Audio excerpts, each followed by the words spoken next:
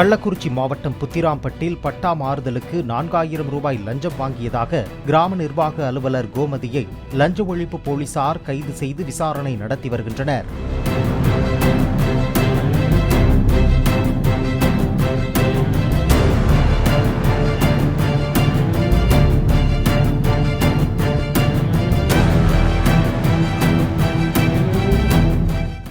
Play store மற்றும் app ஸ்டோரில் இருந்து பாலிமர் செயலியை QR கோடு மூலம் பதிவிறக்கம் செய்யுங்கள்.